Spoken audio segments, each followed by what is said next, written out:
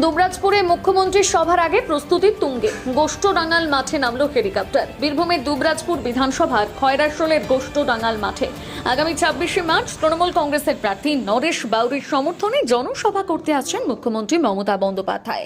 তার আগে সভাকে ঘিরে জোর প্রস্তুতি শুরু হয়েছে প্রশাসনের তরফে। বুধবার গোষ্ঠডাঙ্গাল মাঠে হেলিকপ্টার অবতরণ করে, পাশাপাশি সভাস্থল পরিদর্শন করেন প্রশাসনের আধিকারিকরা। নিরাপত্তা, মঞ্চ প্রস্তুতি ও সাধারণ মানুষের সুবিধার বিষয়গুলো খতিয়ে দেখা হয়। মুখ্যমন্ত্রীর সভাকে কেন্দ্র করে ইতিমধ্যে এলাকায় রাজনৈতিক উত্তেজনা তুঙ্গে উঠেছে। স্থানীয় তৃণমূল কর্মী সমর্থকেরাও জোর কদমে প্রস্তুতি শুরু করেছেন জনসভাকে সফল করতে। আগামী ২৬ তারিখে আমাদের তৃণমূলের সুপ্রিমো মমতা বন্দ্যোপাধ্যায় আমাদের খয়রসোল ব্লকের গোষ্ঠডাঙ্গাল ময়দানে আসবেন। মানুষের উৎফুল্ল, আকাঙ্ক্ষা, উৎসাহ, উদ্দীপনা চরম আকারে আছে।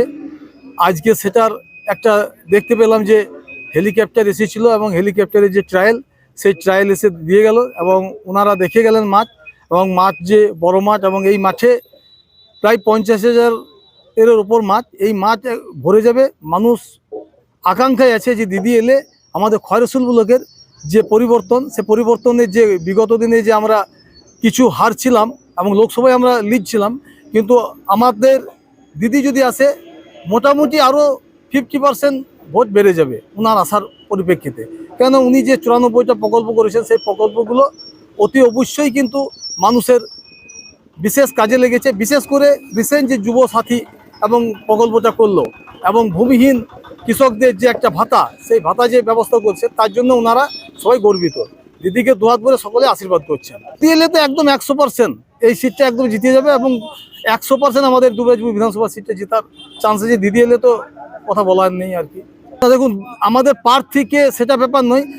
সুপ্রিমো মমতা বন্দ্যোপাধ্যায়, আমাদের সেনাপতি অভিষেক বন্দ্যোপাধ্যায়, যাকেই প্রার্থী দেবে আমাদের এলাকার মানুষ সেই তৃণমূলের ব্যানারে ভোট করবেন। এটাই হচ্ছে ব্যাপার। প্রার্থীটা আমাদের কোনো ফ্যাক্টর নেই, আমাদের হচ্ছে সিম্বলটাই আসল, এবং মমতা ব্যানার্জির যে উন্নয়নটাকে সামনে রেখে আমরা আগামী দিনে এগিয়ে যাব।